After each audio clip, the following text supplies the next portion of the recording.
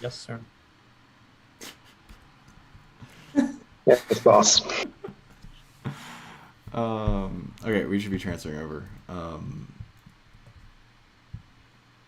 pull up the live chat so I can talk to the people of the internet. Okay, cool. If you're on YouTube and you are in fact listening and can hear us, let me know. Here's the agenda. Someone is spamming the hell out of that chat.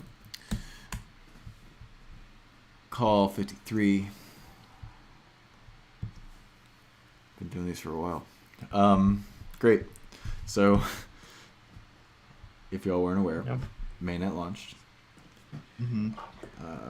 Call 53, new deck of cards, new era. Yes, indeed. Actually, we're at the Joker. There's 2 Jokers in this deck. But anyway, yeah. I think that y'all may or may not be aware. Mainnet launched. Obviously, you can debate taxes. You can debate what actually launched. But yes, we bootstrapped the proof of stake consensus, and it's running stably, and very proud of everyone. It was awesome. And now there's plenty of work to do, but hopefully you can enjoy the holidays. So, testing and release updates, nothing going on here. We do have some testing reforms that we want to do, and fork choice stuff that we want to get in, both of which the testing reforms kind of enhance and enable the fork choice. A lot of this is going to be kind of deduplication of repeated stuff within the testing outputs, so that this thing doesn't blow up to be like 30-40 gigabytes. It's already very large. So that's in progress. Obviously, it stopped being prioritized in the past 3-4 weeks, but that is in progress. There's also some specification work going on that is related to a couple of upgrades I think that we'd want to see early on, and maybe kind of eyeballing for a first hard fork.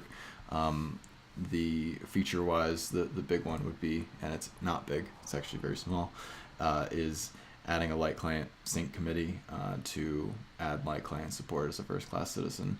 It's pretty much reusing all types of infrastructure we've already used, signature aggregation, subnets, that kind of stuff, but for this particular type of committee that changes more slowly. So keep your eye on that. Probably in January we might release some test vectors for that if people want to begin building. But I also know that there are optimizations and stability things that people are still working on. As the mainnet gets bigger, we want to make sure we stay stable. Any other testing updates?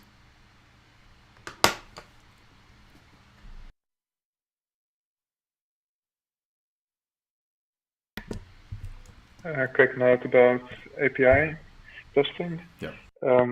I've been working on API bindings for the standard API as well as test vectors, and trying to run through the full service of the Lighthouse API.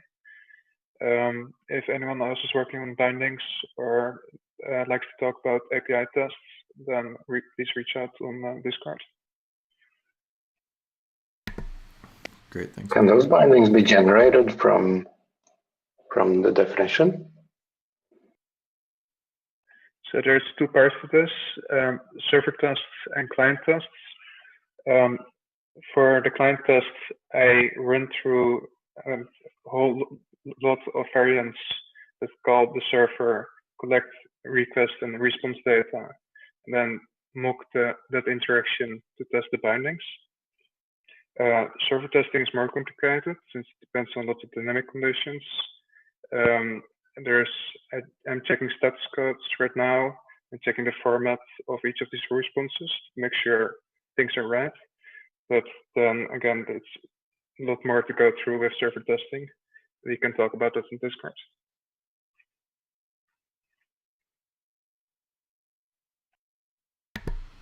Cool. Anything else on that? I also think we're probably inches away from a release on those APIs. I know it's something I need to get back engaged with, but if you are regularly engaged with the APIs, if there are any kind of open issues or anything else that you want to see before this release, now's the time.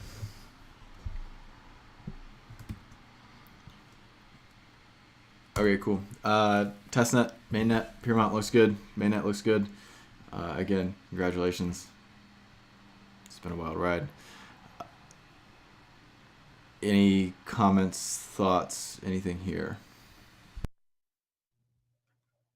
I have a question. Has there been a discussion on starting a test net, but with finality disabled? I'm asking that because of there's lots of great lesson learned during the non-finality period at the Piermont, and definitely client made a lot of optimizations around there, but I feel like we could use more optimizations.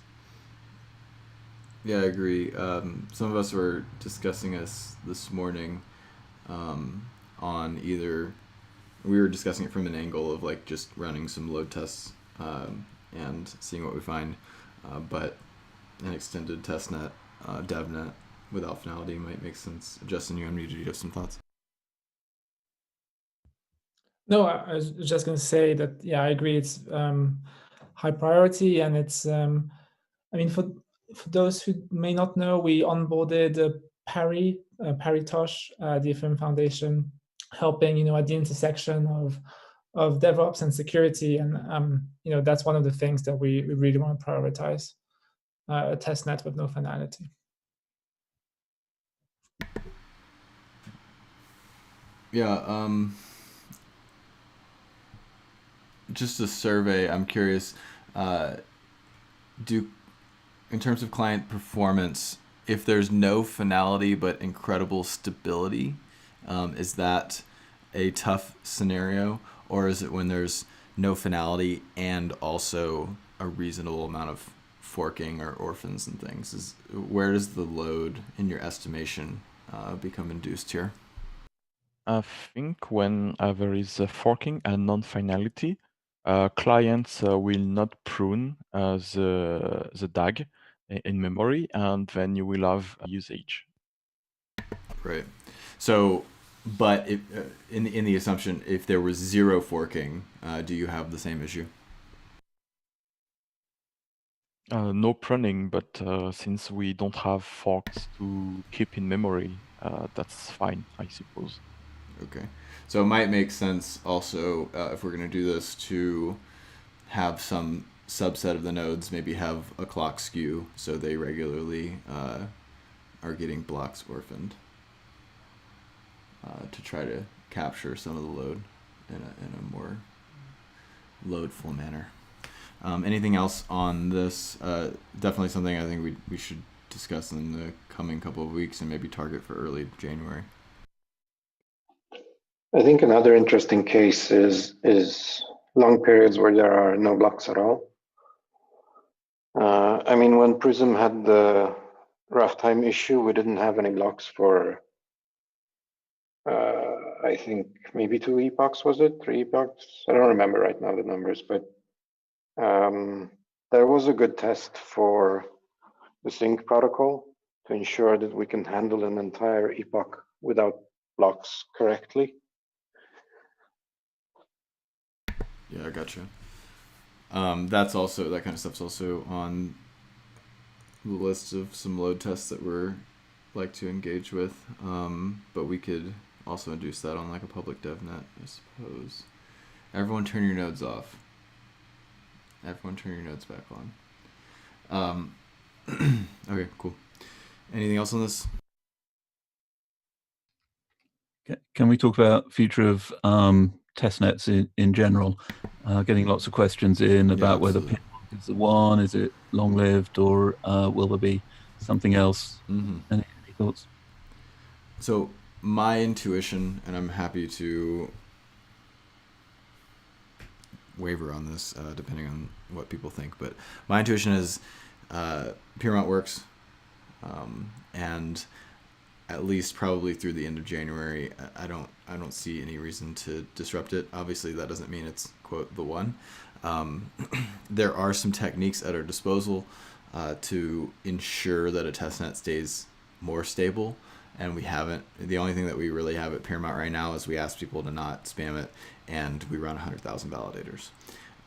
This may be enough for a while, but ultimately, like it might just degrade. And so we can start a testnet with a much higher ejection balance, like the Prism guys did many months ago, probably a year ago. And we could also tune the leak parameters to ensure that the network, even if it has a little bit of instabilities, kind of stabilizes more quickly. We can also alter the queue links to kind of have a higher quality of service so that people can get in, although then you're now changing the user experience from mainnet, so maybe that's not a great thing. Maybe changing the exit queue, but that's actually not easy to tune independently of the activation queue. So there's some stuff to discuss about what we would do in that testnet, but my intuition is essentially probably Piermont's good enough for the next 2-3 months, but we should consider our options and maybe do a fresh start next year, Q1, Q2. But that's just my opinion right now. I don't know. What do people think on this? Yeah, since I asked the question, sounds good to me. I think it's because 2-3 weeks ago we were talking about taking a view on this, and people just want to know where they stand. I think you're right. Piermont is serving the function at the moment. Does anyone else have any strong opinions on what we might do here?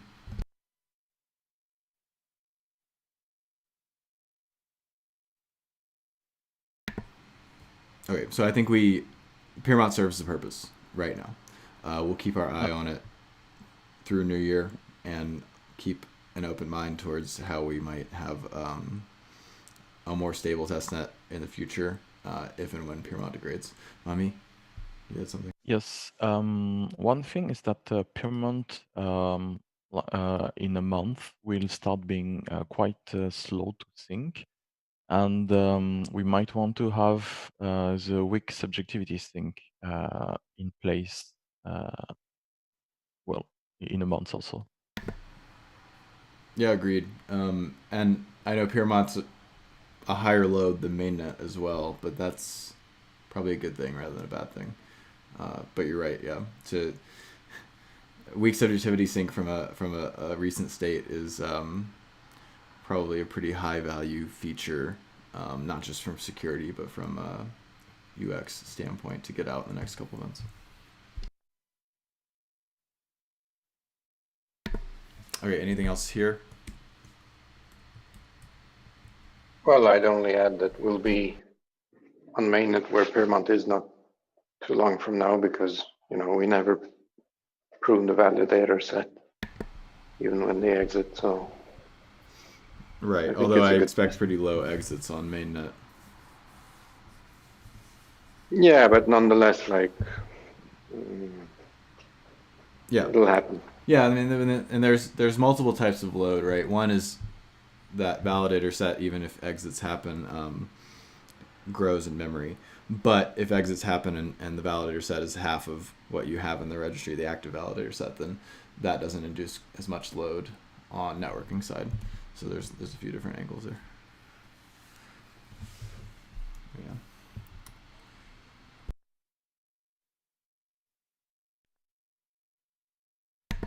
Okay, client updates. Let's start with Nimbus.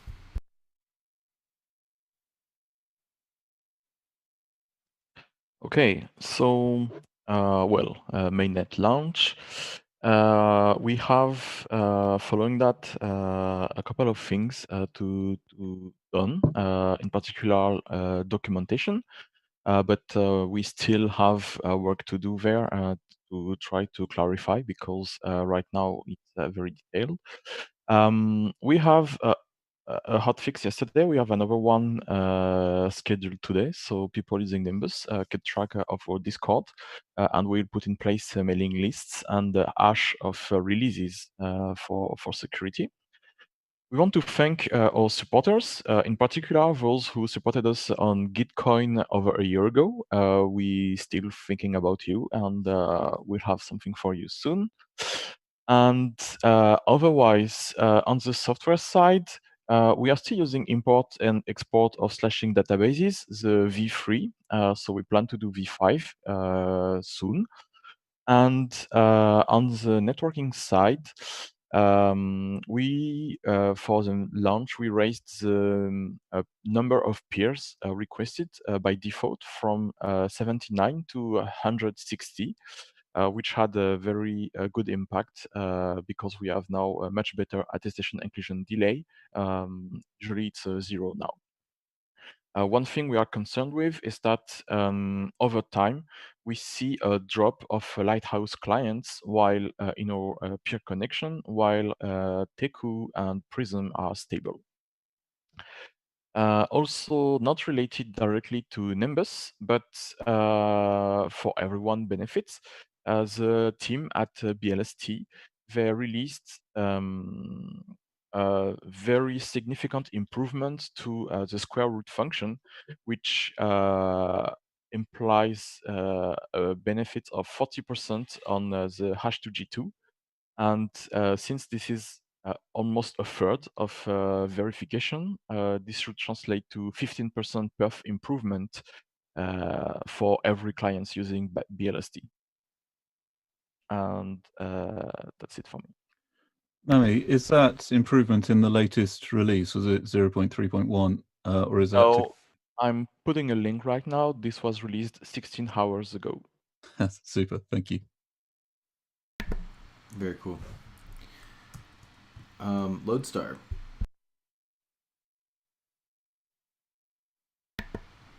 Hey, so we finally got our BLST integration out the door. Working closely with their team, they were very helpful. We did something similar to a lot of the other teams where we can create a common interface between BLST and Harumi's library, so we can use BLST in Node.js and Harumi in the browser. We're working on getting the BLST to compile to WASM. Of course, it's not going to use the super fast assembly, but we're very curious to see what the performance is going to be like between Harumi compiled to WASM and BLST WASM.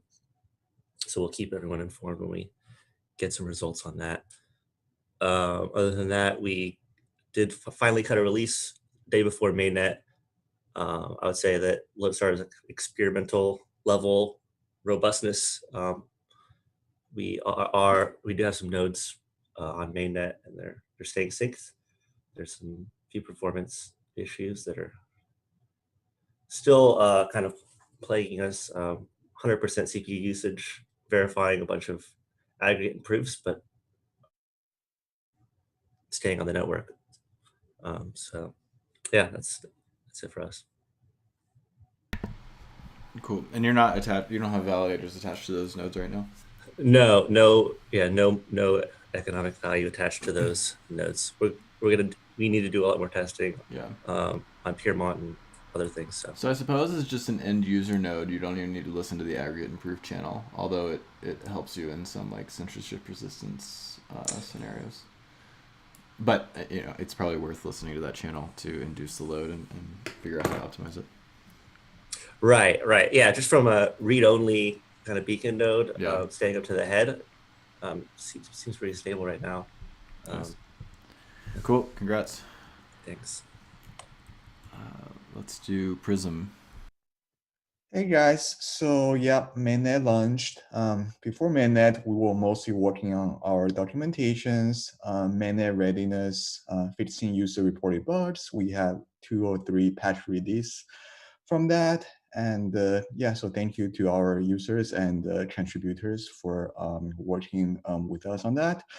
And post mainnet, for this week, next week, we'll be working on import and export of validated client exchange format. That's the #1 priority right now, which we don't support. And in parallel, we're working on with subjectivity sync from the checkpoint state, and also working on implementing the Eth2.0 API. And that's it. Thanks. Great, thank you. Let's do Teku. Right, that is me. So we have released this week's Objectivity Checkpoint Sync feature, so you can pass an initial state to Teku via the CLI, and you can start your sync from there. So this is a great user experience win, never mind the weak subjectivity side of things. If you can get a recent state from a node that you know is reliable, you can be up and running in under a minute. So it's great for cold standby and stuff like that. Anyway, Meredith has made a great video that demos this and explains the long-range attack issue very nicely, which ought to be out soon. So keep an eye out for that. We've also implemented a historical sync that will backfill the blocks from Genesis up to the initial state that you specify. In other news, we fixed an issue where our attestation sometimes failed on the first slot of an epoch on Piermont. It's a kind of race condition where we'd get the wrong source on occasion, so the attestation doesn't get included. We have a remaining issue about delayed block production after epoch processing.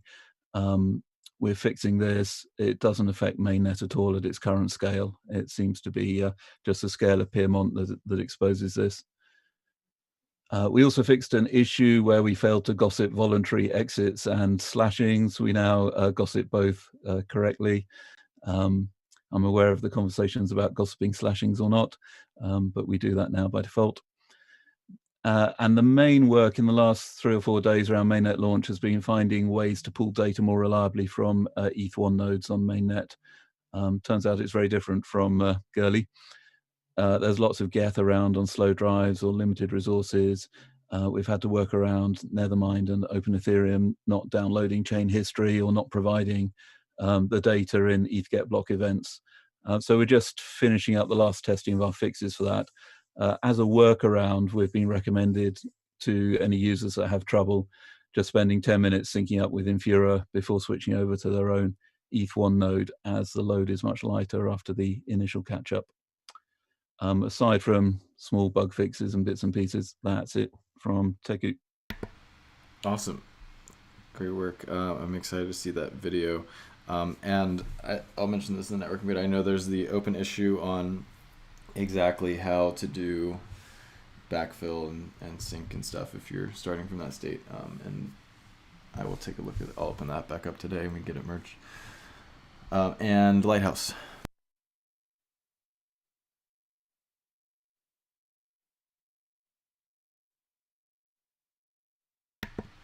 Is there anyone from Lighthouse here?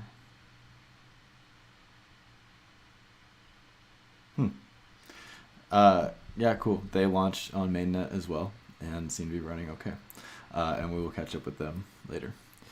And Tomas, you're joining us today. Do you have any updates on your end you'd like to share?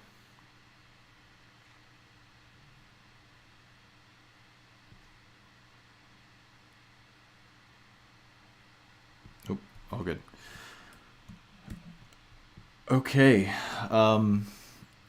Research updates. Anybody have anything for us? Sorry, Diane. It takes me ages to unlock the phone to be able to speak. All good. Like entering the passwords and searching the unmute. No, sorry. I joined mostly to hear about was the follow-up, the feedback, what kind of problems you had with Ethereum 1 nodes. So our Ethereum 2 obviously is on hold, and obviously congratulations to everyone, as I said, on the channels as well. And yeah, I just listen. Okay, cool.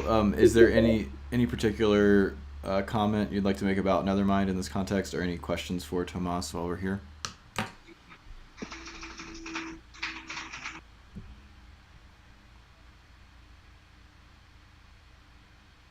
Okay. I do have a question. So I saw on Reddit that a full, a Nevermind node that can be used to serve the Eth2.0 monitoring would only take 45 or 60 gigabytes. That was in 2019. How much? Because since we target 100 gigabytes now. okay, so this is still much better than Geth at 300 gigabytes, or TurboGeth, I think, is also in the same range. Yeah, for the minimal support. So what you need for minimal support is the receipts since the deposit contract was deployed on Ethereum 1 network. So this is 11,050,000 blocks. So Teku had this trouble because they were doing binary search where they had reasonable approach to just find that deployment of the contract by searching when it appears. But if you hard code it, then you know that you don't need any receipts from the past. And what you need is just like 10, 15 gigabytes of headers, around 30 gigabytes of receipts from the recent history, and 60 gigabytes of state. And this is the absolute minimum to support Ethereum 2.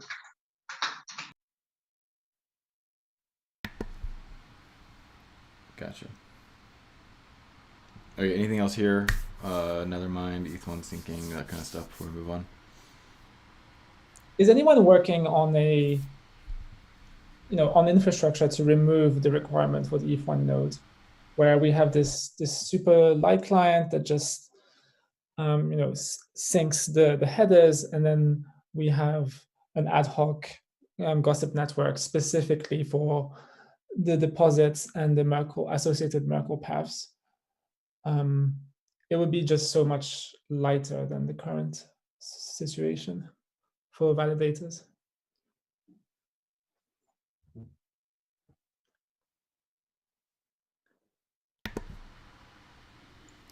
A follow-up. Has anyone experimented with using the LES protocol? The Light protocol?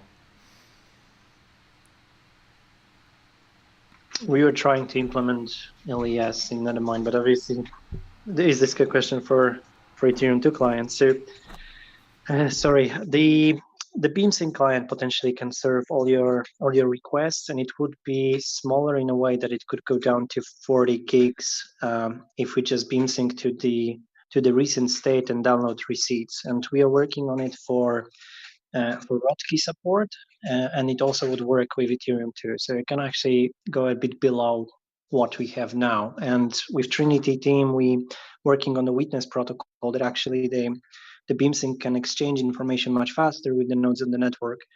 So it can go below that. As for the light client syncing, if it requires receipts from the past, then obviously it will be heavy download of the receipts. You need to have it. Unless someone delivers verifiable, provable bundles of receipts, historical receipts for Ethereum 2 just for the deposit contract. So this would be other approach to just be able to download those and get them verified, maybe store them somewhere and be able to trust that this is the correct bundle. Gotcha.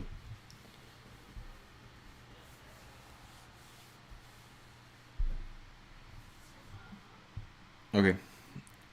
Let's move on to some research updates.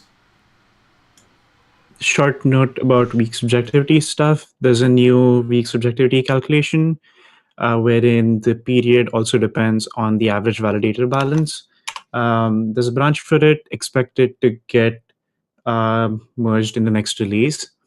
On a different note, Alex and I have been working on this slashing protection rebuild thing, where it uses a few different methods to rebuild the slashing protection interchange file. We actually did not know that clients don't support v5 of the slashing interchange format yet. But if there's any other nuances that we should know about, please let us know.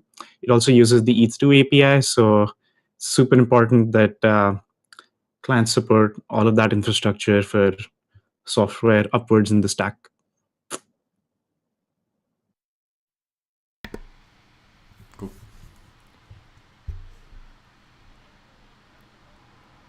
Other research updates.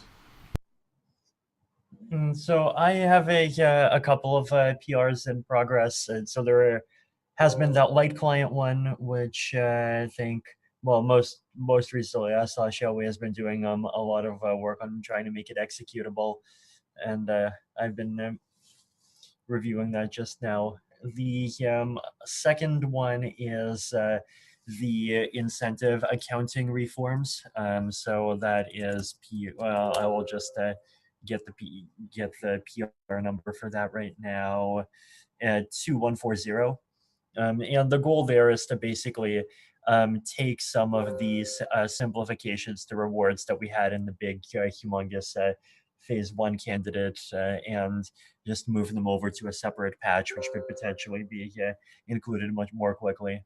So the goal is to get rid of pending attestations and basically replace them with a Bitfield data structure. And this should simplify the spec, increase efficiency of accounting things, and also set the stage for things that I think would be good to do later, but that I haven't yet written the specs for, which is basically there's a couple of kind of wish list items I have. One is to redesign the spec a bit so that empty epochs and long strings of empty epochs don't have OFN per epoch processing time. The second is reforming how the inactivity leak works. And then the third is potentially using polynomial commitments or other magic to remove most of the Merkling overhead from from epoch transitions. So that stuff's longer term, but like in addition to just being like simplifying and making it easier to add more incentives in the future, that's another thing that this PR is designed to kind of set the stage for in the long term. So the PR exists, and the longer term things that I mentioned, they all exist as kind of scattered issues as well. But I'll probably write a more and publish a more coherent document that just talks about all of that stuff. Quick comment there, more implementation focused. All or most clients are already optimizing the epoch transition in a way that's very similar, where it first collects the stats data of all the validators of the previous 2 epochs, and then does all the reward calculations. So this change there with the Bitfield may not actually be that big. Teku even is looking at implementing that optimization to improve their epoch transition times. Okay. In that case, you might even end up just simplifying the code by a lot, because the data structure that makes sense from an efficiency perspective would also just be the data structure that gets hashed. Yeah. Mm-hmm.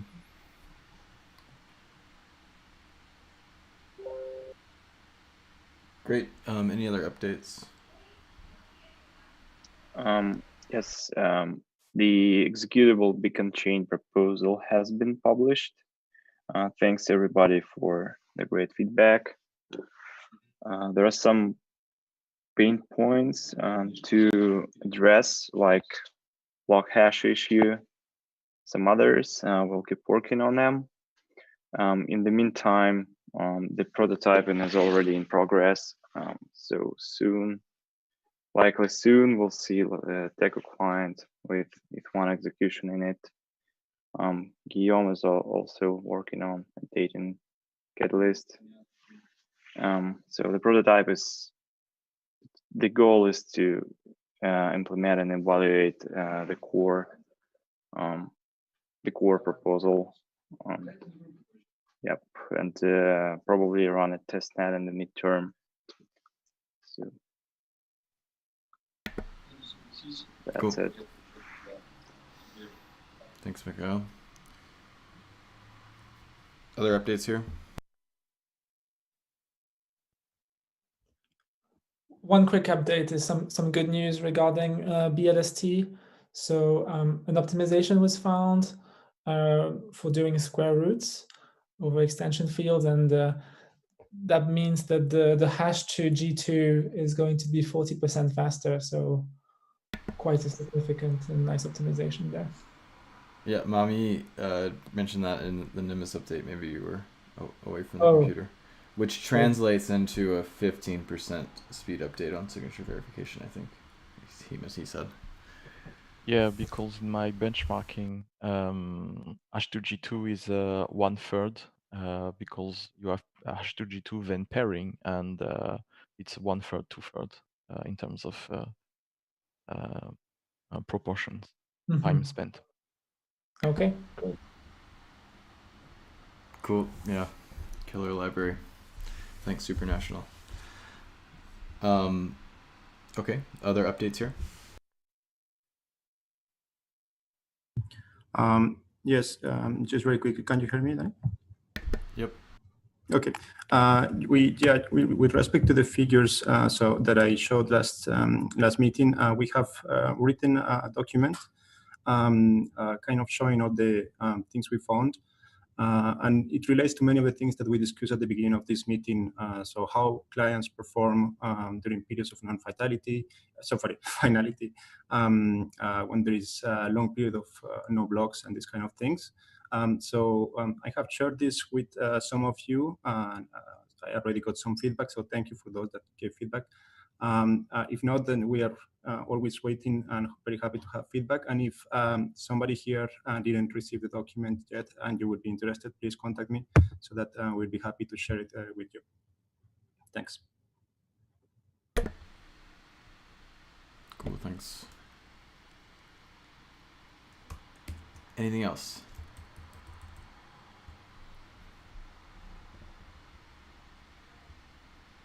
Okay, great. Networking. Some of us have been discussing having a networking call next week to kind of catch up to speed on all the various things. It's tentatively Wednesday morning. I'm going to look at the calendar and put it on the calendar right after this call. I know I mentioned earlier there's a standing PR with some comments that we still need to be addressed on leak subjectivity in the context of sync and what is a good and bad node in this respect. And I will get to those comments today, and hopefully we can get that merged relatively soon. Are there any other pressing networking items people would like to bring up right now? Otherwise, we'll have a longer form conversation in about a week.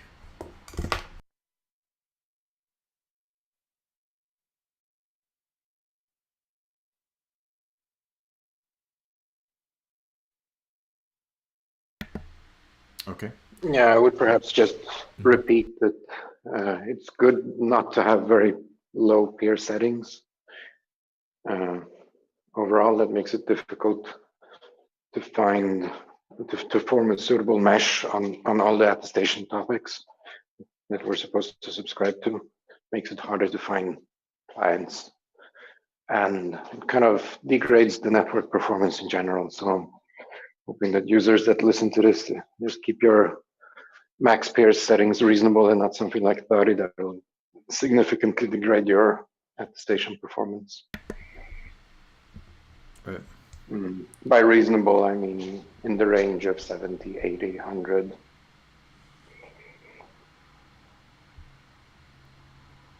Gotcha. Anything on networking before we move on? So about pairing, there was this recent issue or kind of improvements we could make to connecting and onboarding. Is this where the client should not be strictly dial gating at the exact maximum of their pairing, but rather keep some buffer or some kind of elasticity to allow for new pairs to join them, even then slowly rotating them out or handling this churn in some way or another. But this would help on kind of situation of mainnet where one or two client types make onboarding others rather difficult. Right, so essentially allowing for elasticity on the upper end and then on some interval pruning down to a target number rather than having a hard limit at a target number.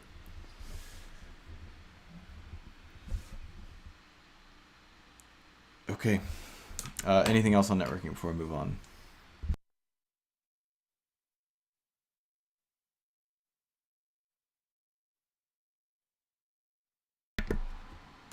Great. General spec discussion. Any questions, comments, thoughts here? I mean, if we wants to talk more about some of the things that I mentioned, always happy to talk in more detail too. This is around changes to incentive accounting, and then empty epoch optimizations, and a couple of other types of optimizations. Yeah, any questions here for Vitalik?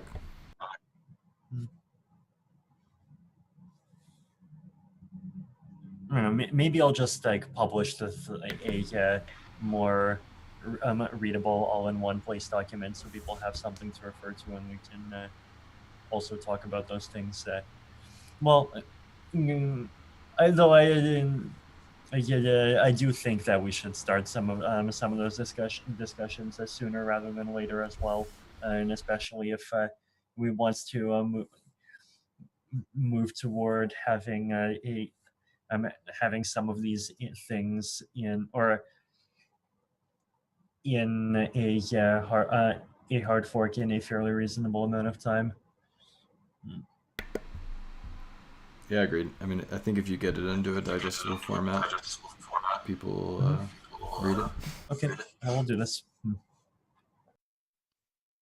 I have a question regarding the phase 1 and phase 2 spec. Well, everything after phase 0.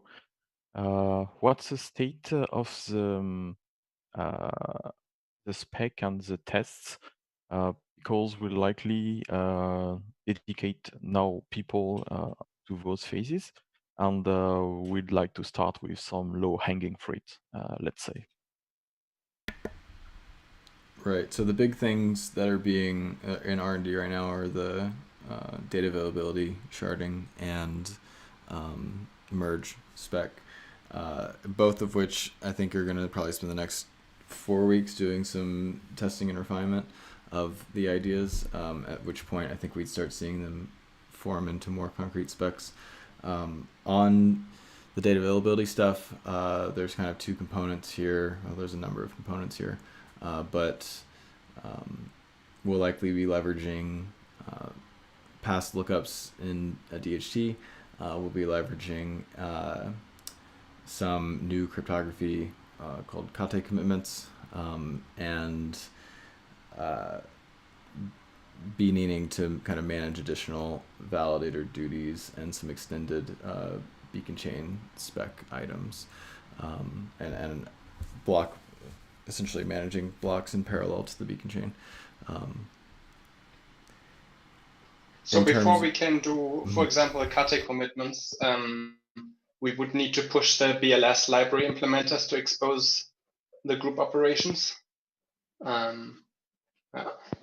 We already have those. So that would be one thing. Huh? They expose everything already. Not last time I checked. At least BLS, BLST, and Harumi, and many others, like they don't expose the basic operations. They expose only the signing infrastructure. No, which is not enough, basically. Actually, they do expose even the FP, FP2, FP6, FP12, G1, and G2. Right. I mean, the question is whether you can do like multiplications and additions in G1 and G2. That's the main thing you need. Yes, we can. And general pairings. Then you can start. But at least last time I checked with BLS, like BLST, I couldn't do it in Python. Okay, comment. So it depends on the bindings what is exposed. Rumi in Go exposes quite a lot, but not quite everything. And then BLST in Go is quite limited.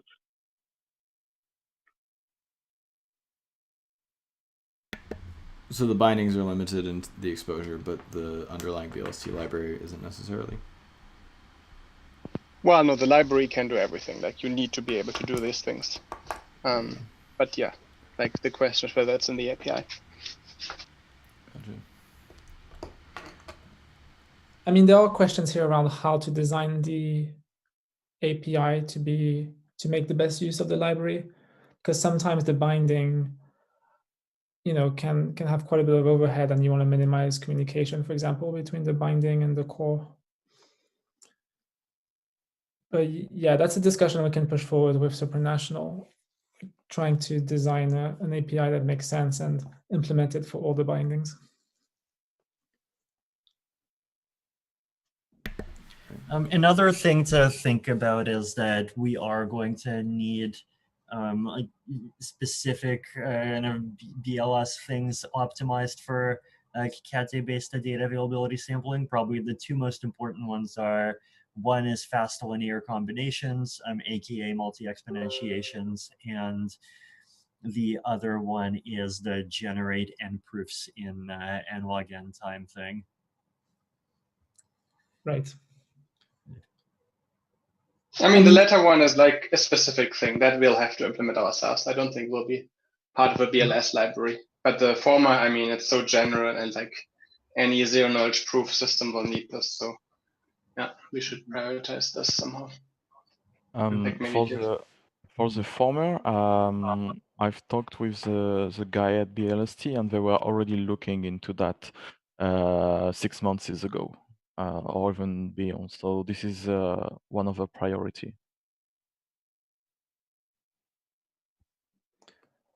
Right, and they've been working on what they call ZK BLST, which I guess is BLST for these linear combinations for the snarks.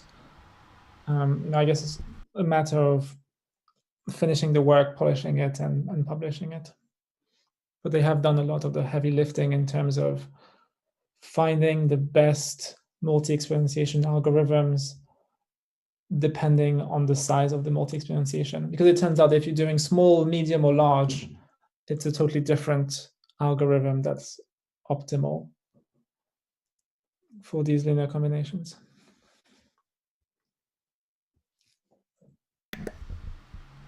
Got it.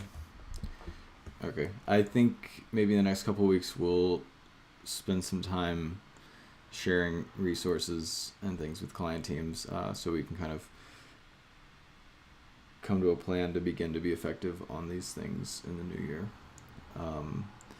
We're not quite in spec mode, but there are going to be components. I think that would be valuable, and some of the teams might be able to help with some of the R&D on these efforts over the next few months. I mean, in terms of low-hanging fruit, to answer the question, I think the light client is probably the most low-hanging fruit in terms of being easy to implement, and also being like relevant for the first fork that we intend to do. Yeah, absolutely. There's a PR up right now, if your team wants to review it, that not only has the slight modifications to the beacon chain, but has the discussion of the light client sync protocol. So an implementation of that, early implementation of that, I think would really be valuable. Agreed.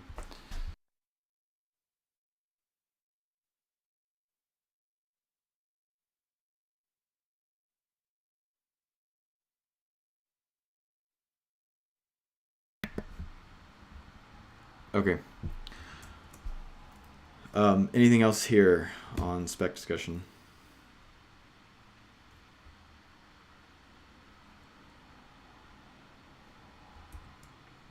Okay. General discussion, open discussion, closing remarks, anything else people would like to discuss today?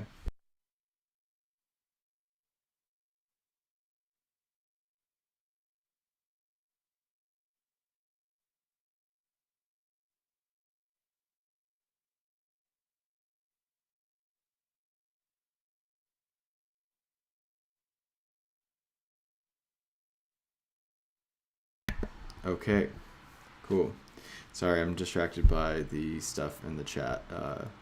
It does look like someone was scammed and people are upset, and that's very unfortunate. Okay, cool. Thank you, everyone. Congratulations again on the launch. Stay diligent. on monitoring a testnet, and we will talk soon. Take care, everyone. Bye. Thanks, Take everyone. care. Bye bye. Thank you. Thanks, Danny. Thanks, everyone. Bye. Bye, everyone. Bye. Thanks. Bye bye.